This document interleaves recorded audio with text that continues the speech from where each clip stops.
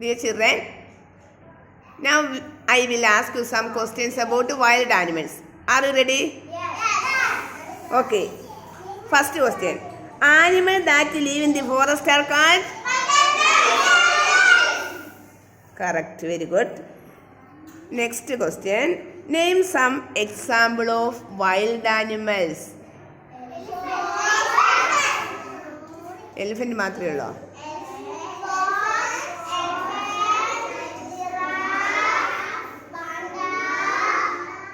Okay, very good. Name our national animal.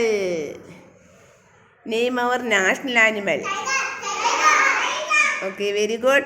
And which is the largest അല്ലെങ്കിൽ biggest land animal? Okay, very good. Which is the tallest animal? Next question. Which animal lives on tree? Next question.